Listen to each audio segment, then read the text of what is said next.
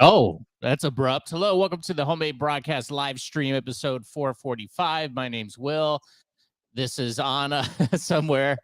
Anna, hello? Oh, are you okay? She might have had an issue with the toilet. Sometimes that happens, sir. That's okay. It happens to us all. I'm sure she'll be joining us in just a second. Thank you for joining. Oh, there she is. Hey. Hi, sorry. I don't heat up my. What happened? I was just heating up my coffee. Is that some sort of slang for toilet? Oh, actual coffee. Okay, well, good. I'm glad it's nice and heated. Welcome, Anna. How are you? I'm good. I'm well.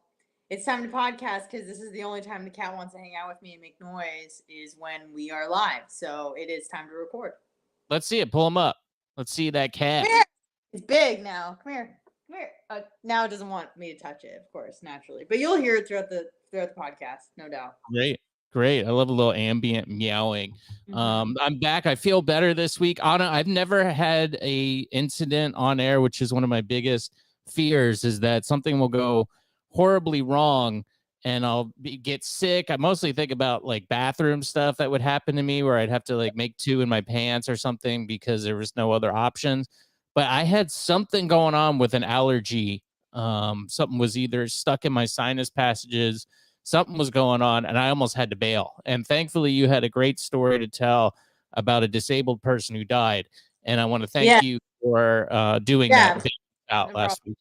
Not all heroes wear capes, you know? That's a fact. That's a fact. And you could go back and listen to that one right now on podcasts. Just put in HMB Radio on your favorite podcast app. Anna, this week I wanted to talk to you about something crazy that happened. I know you're a big sports fanatic. You enjoy the sport of football very much. Your favorite player is Jimmy Garoppolo because of his skill on the field, and that's the only reason. But this week we had something happen with our very own Tom Brady. There he is. Look at him. My goodness. Birthday, Tommy B. Yes, it is his birthday today, and we do want to wish Tom a very happy birthday. Kind of. I got to be honest, I'm a little upset at Tom. Why? Is this maybe something regarding the Miami Dolphins? It does. It does, yes. Now, there was a rumor last year. Was it last year already? Time is really just since COVID. I can't tell how long things were, how long ago they were. Mm-hmm. But yeah, so something happened there was a report from Mike Florio last year that he was going to be playing for the Miami Dolphins next year, some sort of deal where he was going to be some sort of minority owner, blah, blah, blah. Everyone kind of clowned this guy, Mike Florio, out about this because he said, no way. So it turns out that there may have been, well, I think it's essentially true what happened. He was going to play potentially for the Miami Dolphins, but definitely have some sort of involvement. Now, the Miami Dolphins did some dirty dealings with this. They went there's this period where you're not allowed to talk to anybody, and you're not allowed to talk to any other players or coaches while they're under contract with other teams. It's called the non-tampering period. Mm-hmm. And you can't do that. It's dirty pool. So they went ahead and did this. They talked to Tom, and this was even before he was on the Buccaneers, while he was in New England at this time, all the way back in, I think it was 2018 or 19. They tried to lure him to the Dolphins. And also Sean Payton, the coach for the New Orleans Saints. And this went on for many years. And it kind of turned out that this was true. Now, the NFL fined the Dolphins a draft pick, a very high draft pick, I think next year, a first rounder, and then a third rounder the following year. And they're not a very good team. Is that correct?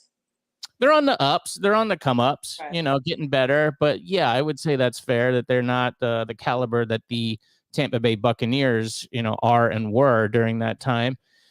So I don't know. I always felt like when Tom Brady came back, when he went and retired and then decided that he was going to come back and play football for the Tampa Bay Buccaneers, I was very happy. And the only way I could really compare it was to a girl coming back to me, like a girlfriend that left me and then she decided that she wanted to be with me after all. And I felt really weird.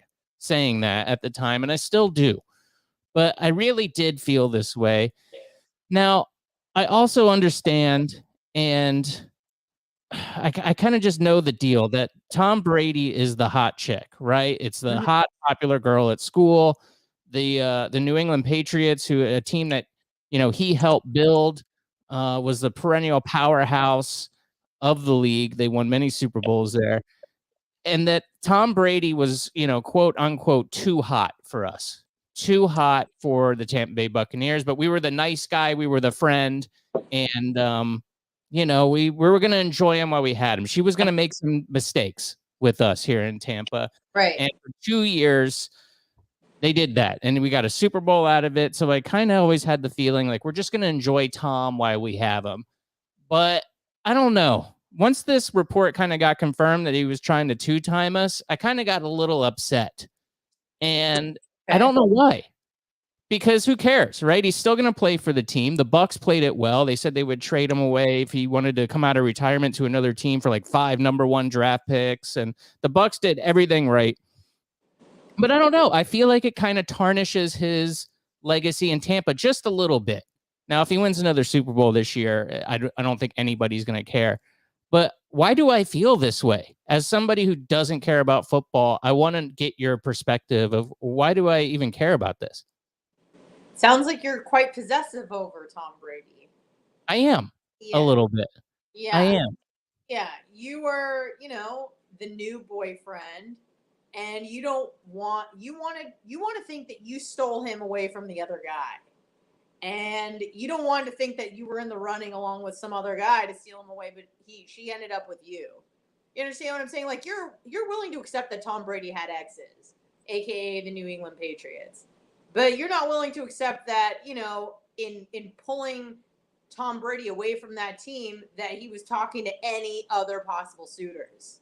You want to think it was all about you, and guess what? It's not, buddy. Not well, yeah. And I think like I heard a good comparison. Again, it's like it's weird that football gets put into some sort of like relationship scenarios, but it was Rick Stroud talking about it, and you heard the NFL Network talking about it. Like it was a guy who was ready to leave his wife and kids. They got an apartment together. He was just waiting to leave, because this went back to, they were having these conversations with the Dolphins back in December of last year when Tampa Bay was on a playoff run. And they were doing well. They were about ready to go to the NFC Championship. Tom almost brought him back against the Rams there. And I don't know. It wasn't even the fact that it was after the season, but it was like during that, playoff push, during that run where Tom was already looking for his way out of Tampa. And again, I knew it wasn't going to be something that was going to last any significant portion of time. But I just felt like it would have been at least a little bit of, well, let's wait until this season's done before I go making moves. You know what I mean? Yeah, and you said that the Dolphins were talking to him as early as 2018. Yeah, it was back with, let's see if I can find it here in the article. This started back in 2018 or 2019, and kept going until 2021, December 2021. Yeah. Well, that situation with one of your friends where he got with a chick and she was with a guy and she was cheating on that guy with your friend. Yeah. Left your friend because she was cheating on him with another guy and he was somehow surprised by that. It's kind of like that. It is. That. Where it you're is somehow surprised because you think that you're the best thing ever. Why would she ever want to cheat on me? But that's just Tom Brady's nature, and anyone's nature who is motivated by money, which is everyone. So it's not like I expected that he would stay here forever. I knew we were kind of like the rebound, that potentially maybe he would end his career here, or maybe he would go on to do something else, but we were just going to enjoy him while we had him. But it's just this loyalty, like you were cheating on us. It wasn't like, listen, this was fun, but I'm going to go now. I'm too hot for you. And you understand. And then we all would have been like, yeah, we get it. And then kind of moved on with our lives. But the fact that he kind of did it behind our backs is a little, it stings a little bit. And he's not going to get penalized at all, right? What's that? He's not going to get penalized at all, right? No, and that was something that is a precedent too that was kind of set, that the player is not it's up to the teams and the management of the teams to because they're the ones who initiated the contact and picked up the phone. And Tom Brady is one of the biggest sports stars in the world, up there with LeBron James and Tom Brady are the two biggest ones that I can think of. Tiger. He's got a Tiger. Yeah, he's got he's got businesses. Like, you're going to answer the phone. If the phone rings, him or his agent or his representatives are going to say, "What's going on now?" And at best, they're going to go, "We can't have this conversation right now. Tom is with his woman, the Tampa Bay Buccaneers, and maybe, we'll see what happens down the line when that contract ends. But right now, no, we can't even have this conversation." Well, it is what it is. Well, I don't know what to tell you. Just enjoy them while they still got them. I feel like this, again, by me saying I feel, that's just the people that I'm around are telling me because I don't know anything about sports. But I have a feeling that this may be his last year. Is that that's probably what's going to happen in most people's minds? Maybe more. I don't know. But it seems like he's clearly in the twilight of his career. Even though he's a freak of nature, he still is a human being. He's 45 today. So I don't know how much more he wants to even do or put up with. But it should be interesting. Isn't he lined up with something with Fox Sports or something? Some crazy deal. He has a $370 million 10-year contract to do some sort of game coverage with Fox Sports. Yeah, when his playing career is done. Yes, I would say it's definitely probably over with the Bucs, but I don't know what his options are now. Like, could he go to Miami next year? I mean, he's done with the Buccaneers, so yeah, maybe he could. But I think it would kind of be a bad look. Now, maybe he doesn't care. He's just like, listen, this is what I want to do, and this is what I was planning on doing, and the Buccaneers kept me from doing it, so now I'm doing it. And I love Tampa and the team, but it's time for me to move on to the next step of my career, which is with the Miami Dolphins and ownership and potentially playing. I don't know. I think it would be a bad look, though. I don't know how you go back after playing it dirty like that, but people do it. People do it. Maybe they would be of no exception. Yeah, we will see next year. We will.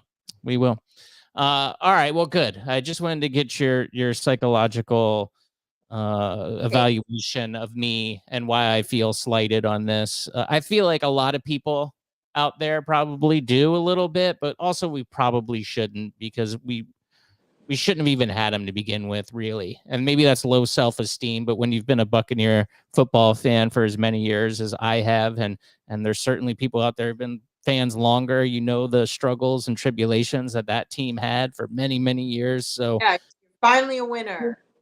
Finally a winner. And you're like, this is too good to be true. And now the reality is kicking in that it was. Yeah. It was talking to other people. And it wasn't all about you. And now you knew it was going to be true. Yeah. If you think it's too good to be true, probably is. That's what the old saying goes. Yeah. Well, anyway, go Bucs. We'll see what happens. I know the center's done for probably the year, but anyway. All right, we'll get off that. Now, last week I ended, or we at least talked about, I don't know if we ended with this. Well, we ended with the disabled man that passed away tragically. But I was talking about how I'm done with St. Petersburg.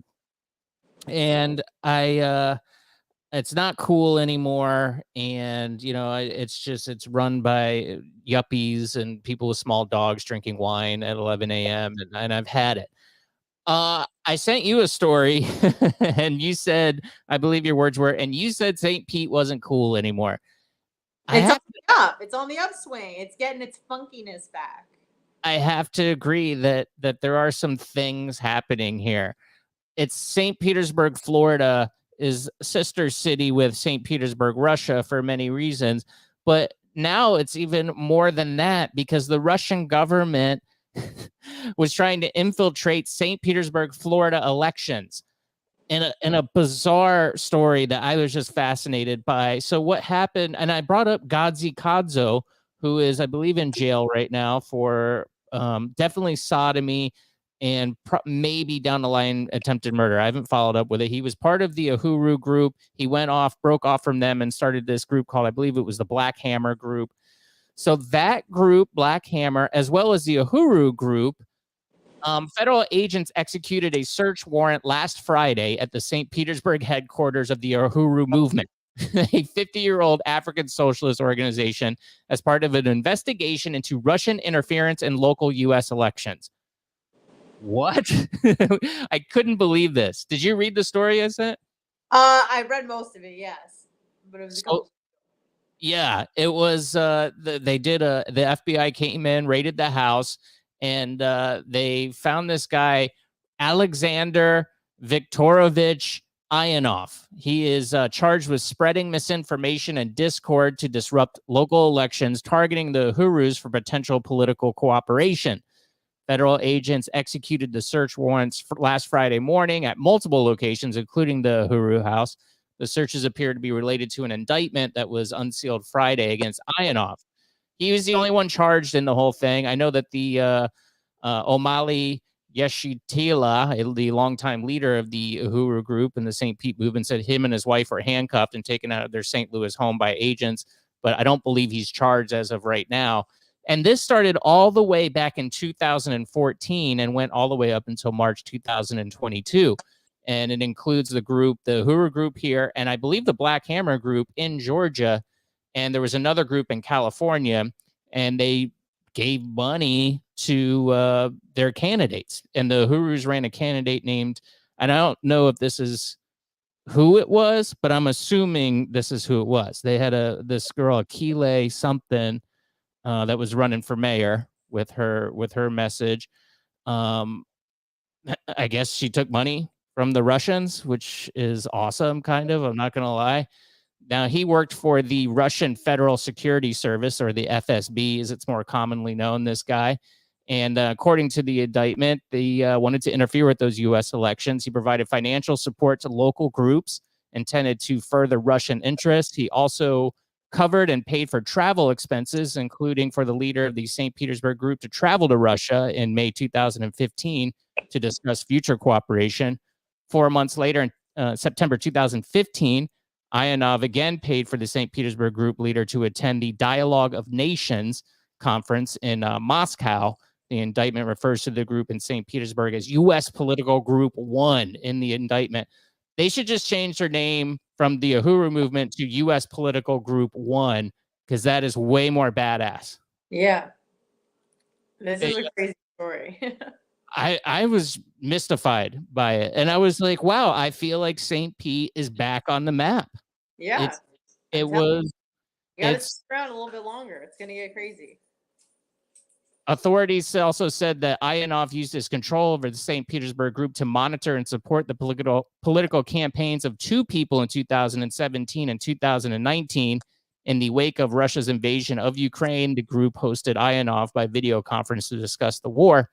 In California, Ionov exercised discretion and control over a local group whose primary goal was to promote California's secession, according to the indictment. He also organized and sent members of the political group in Atlanta to travel to San Francisco to protest at the headquarters of a social media company that blocked posts supporting Russia's invasion of Ukraine. Any speculation on which one that is? They didn't say, but I think it must be Twitter, right? I have no clue. Okay, well, the U.S. Justice Department charged Ionov with conspiring to have U.S. citizens act as illegal agents of the Russian government. If convicted, he faces a maximum penalty of 5 years in jail, which I thought was, that doesn't seem too bad. You get good behavior, right? Get it down to 2.5 years. Yeah, that's not too bad. 5 years is very manageable.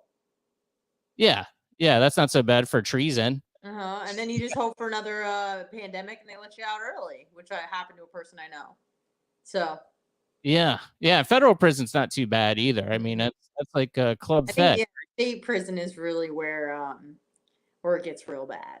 Yeah, the bad stuff kind of happens out there in fed prison. Yeah, for sure. Yeah, so I was just captivated with the story this week. And we've heard about the Russians interfering for a long time, and it turns out it's black communist organizations that they were targeting and not Trump campaign. Well, there you go. It's funny how this all works out for the best now. What are your thoughts on the Pelosi deal? Do you think that that was a smart move on her behalf to visit the island nation of Taiwan? Do you think that that was a an American flex to say you're not going to boss hog us around China? I don't know if you saw the hype video for their military. Pretty impressive. I Pretty. didn't. I did. And honestly, I don't know much about it. I mean, I know that she went, and I know that there was some controversy with some sort of state media figure saying that they should shoot down her plane if she comes down there. I think they were saying that it would be considered like an act of aggression, and I think that they were started doing some testing just to kind of scare people, in the sea between Taiwan and China. And they just started saying that, not that this would be considered an act of war, but kind of alluding to that. And Nancy went anyways for a cool 24 hours, went to Taiwan, went to Taipei, and I believe she's gone now. I don't know where she went. She may have come back here.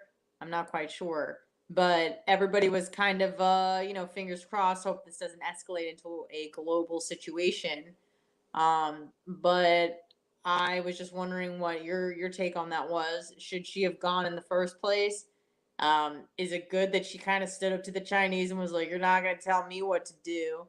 And how scary would it be being on that plane landing in Taipei, being like, "I hope we don't get shot down."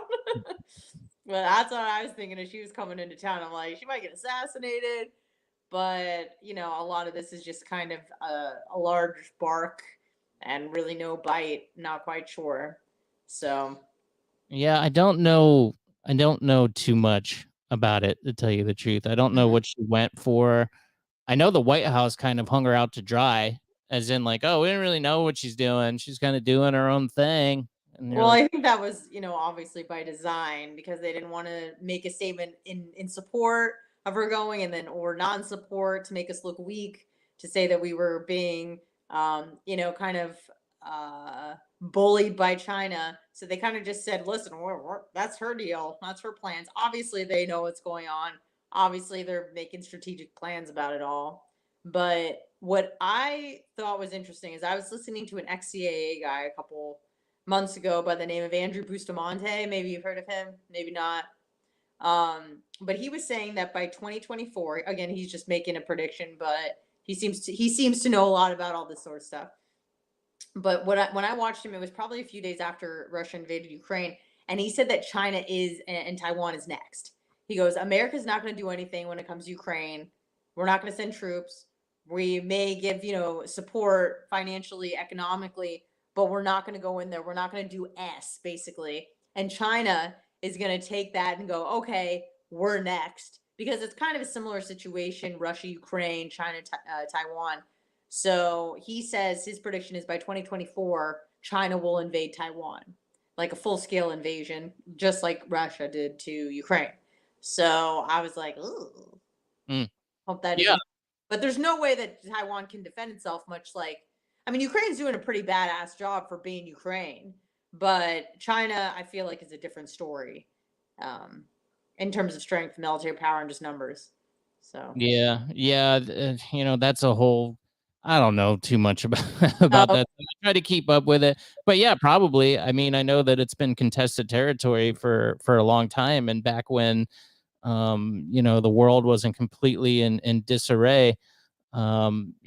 It's something that the juice wouldn't be worth the squeeze. But now with all these resources that are, everybody's kind of panicked in Europe with their gas situation and their, with the winter's coming and they're still buying Russian gas at a much higher rate now because I don't know. It just seems like, are these people incompetent or is it in some sort of collusion with each other? I really don't know. I don't know which one is worse. But yeah, I would say probably that guy, is right. I don't know. From my mhm. is Yeah. it? I don't really have much an opinion about Nancy going to Taiwan either. I guess it's good that I mean, I don't think she could have backed out if she said she was going to do it, and then they said we're going to shoot down your plane. She's going to look like a punk. And boy, you talk about the United States looking weak. If they said Nancy, don't go, we would have to start asking, what does China have on Joe Biden? Because it seems like he's just doing whatever they want now. I can't imagine, like, even though the last guy and Nancy fought a lot, I can't imagine him hanging her out to dry like that.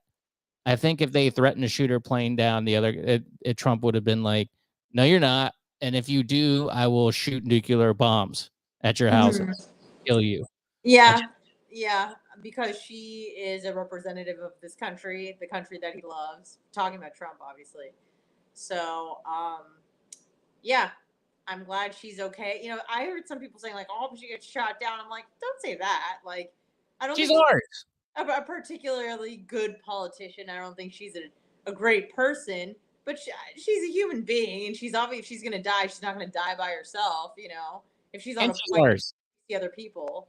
So, yeah, Yeah. she's on our team. So you know, Yeah, she may be a corrupt politician, but at the end of the day, she's our corrupt politician. So yeah. who isn't a corrupt politician, right? So it's like, Do you know how long she's been around? I saw a picture of her on Twitter of her at JFK's inauguration. well, I mean, she's 81 or something. I don't know. I mean, she's old as hell. Yeah, she's like 82, maybe. That bitch is old. 80. I say 80. Let's see. She was born in 1940.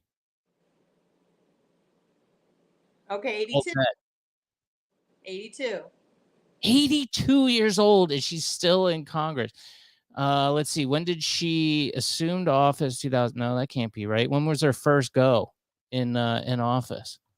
1987. Still going back. 81. 63. And that's when she married her husband. 1963. I don't know. This is Wikipedia. It's very long, but Right. she's been around a long time, and she may not have been in office when JFK was around, but she was at his inauguration. So you got to be somebody, some sort of elite, in order to be at those places and be pictured. Well, not really. I mean, Well, she was like with him, like a oh, picture with JFK. oh, okay. Because I didn't know if you meant like she was just in the audience. Because there's hundreds of thousands of people sometimes that go to our inaugurations. So Yeah, she's in her 18th term right now. Is it 4-year terms? yeah, Can't be. Is it really? every 2 years, midterms, right? Like, So you're talking 36 years in Congress? sounds about right. She's 80. Yeah, that sounds right. Not 100% sure, but yeah, as a representative, yeah, isn't it every 2 years? I think it is. Let's see, elections, Philip, in late 86 when we became ill. Pre-speakership. I don't know. It doesn't just, I wish it would just say, I guess I could probably Google, I have DuckDuckGo. Do you use that? No, is it good? No, it's terrible. It's Okay. terrible, but I don't want to use Google. When did Nancy Pelosi get into Congress? But Google's way better. I just don't want to. Let's see, 1987, first elected in 1987. So 80, that's so 35 years. 35 years. Good Lord. That's too long. That's too long to be in a bureaucracy. Mm-hmm.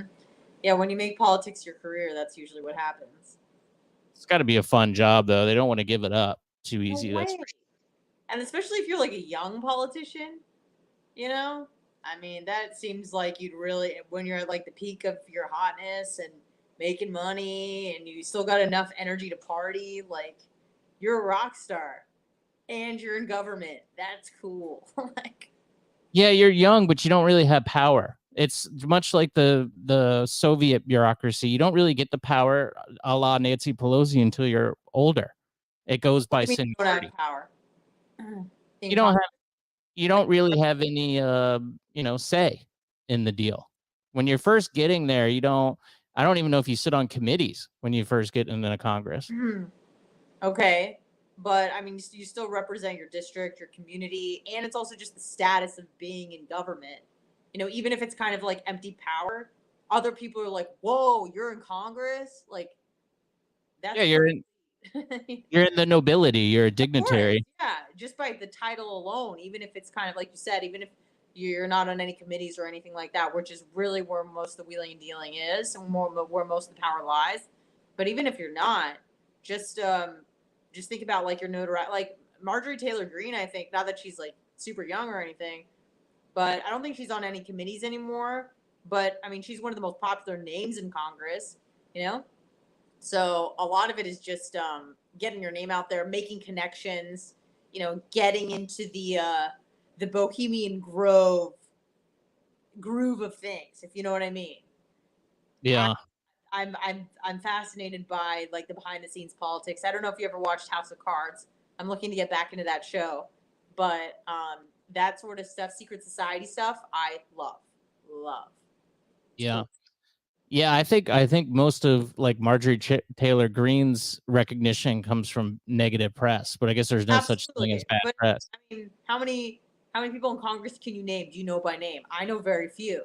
You know, AOC, Tom Cotton, whatever. A few names, Pelosi, whatever. But I mean, if you think about it, there's 535 people in Congress, and I know maybe 10 names.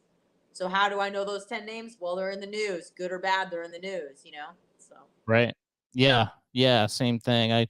I saw that she was with former President Trump at that LIV golf thing in Saudi Arabia, and everybody was cheering that she might be his vice presidential candidate. Can you imagine?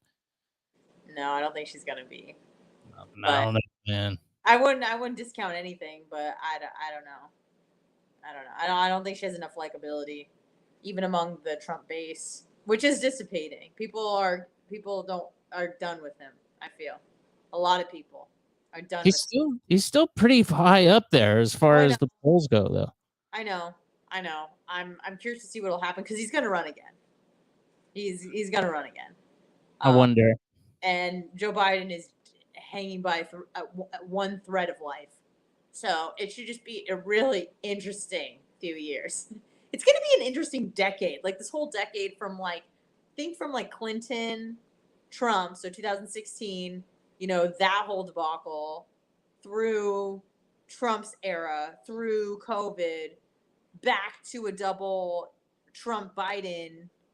What if Trump becomes president again? Like it's just insane. Americans haven't we suffered enough? I can't deal with much more.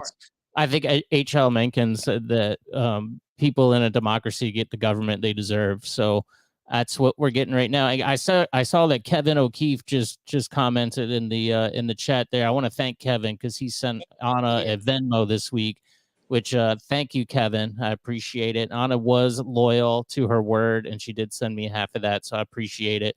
It's going into my gas tank. So thank you, Kevin. That was very gracious of you. Very generous. He's a very generous man. I appreciate that. HMBradio.com/donate if anybody else wants to do it. You don't have to. I'm just saying it's there. Anna, you got karate class today? Sure do. Time to get my ass whooped. Oh, I don't know if I can say that. Time to get my butt kicked. There you go. It's good. I suspect I might be getting better. I did submit a girl yesterday. Oh. It's not that it never happens, but it's rather unlikely when it does. So that was nice. I got her in a what we call an Americana, where basically twist her arm back to the point where if I kept going, I would snap her elbow in half. So that was exciting. And I believe one of your good friends has voiced an interest in also doing karate, aka Brazilian Jiu-Jitsu. And I don't know if he's followed up on it. So I did kind of put a little bit of pressure on him yesterday because he sent me some message on Instagram, and I responded to it. And I said, "Have you started? You talked about, you had an interest in doing this." And he said no, and he gave an excuse. And I just shook my head and go, "You got to start, buddy. It's gonna be fun. You're gonna whoop some booty, and you're gonna feel good about yourself, and you're gonna just feel like a stone cold killer." But I doubt he will start. And you get some pizza at the end of class and some attaboys and attagirls, and then they drive you home in a van afterwards, after school. That's the business model. It's a good one. Still around. That business model has been around since at least I've been a kid, and I still see vans with whatever school it is, karate school. They go pick kids up after school and take them to karate class. So it's still, I mean, inflation may be high. No one can afford a home, but the dojos are still going. And I say America's stronger than ever. We are. Build back better. Yep. God bless. America first. All the slogans. Do it. All the slogans. Yeah, I love it. All right, Anna. Well, I'll let you get to your class. Thank you so much. And I'm glad St. Pete's back on the map. I'm glad that we're on the front lines of the Russian war. I'm happy that Tom Brady is a Buccaneer, and that's something to be thankful for going forward. Amen, sister. Bye, Anna. Bye. There she goes. All right, we'll get out of here too. Thank you. Taylor. Hey, Taylor. Thank you, Paul Ski, 5 cents. Mike from St. Pete, solid 7. Appreciate you people coming in and spending your afternoon with us. Make sure you subscribe to the podcast. Please give it 5 stars. Catch me tonight. Be running the board for Dom. Ask the Dom on 102.5 The Bone at 8, and then back with the Johnny B Show from 10 to midnight. So I'll talk to you then. Thank you. Bye.